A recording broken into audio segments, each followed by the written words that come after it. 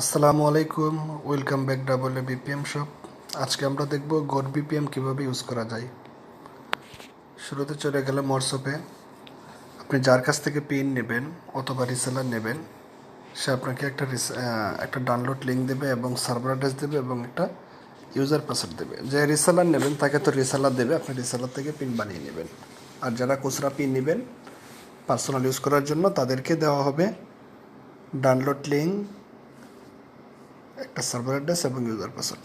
তো ডাউনলোড লিঙ্কে গিয়ে সফটওয়্যারটা ডাউনলোড করে নেব। সর্বপ্রথম আমি অলরেডি ডাউনলোড করে রাখছি, এখন ওপেন করব। আপনারা ডাউনলোড করে নেবেন। ডাউনলোড করে নেওয়ার পর আপনাদের এখানে এরকম ইন্টারপেজ আসবে। ইউজার পাসওয়ার্ড কোনো কিছু আসবে না, সার্ভার অ্যাড্রেস কোনো কিছু আসবে না, এরকম নীল আসবে। হ্যাঁ, তারপর আপনি কি করবেন, হোয়াটসঅ্যাপে চলে যাবেন। এটা হচ্ছে আমার ইউজার পাসওয়ার্ড। তো আমি সর্বপ্রথম ইউজার পাসওয়ার্ডটা কপি করে নিয়ে নিলাম।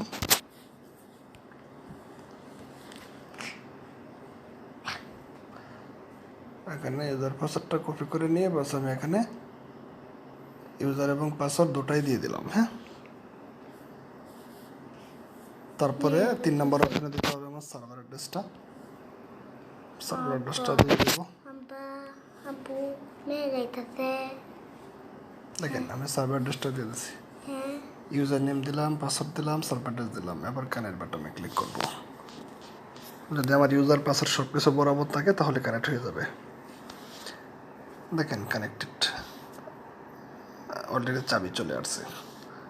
এবার আমরা সব কিছু ইউজ করতে পারবো। ঠিক আছে, ডিসকানেক্ট করে দিলাম, আবার কানেক্ট দিলাম। তো আপনারা এরকমভাবে গোড বিপিএম ইউজ করতে পারবেন। ওকে, ধন্যবাদ, ভালো থাকবেন, আসসালামু আলাইকুম।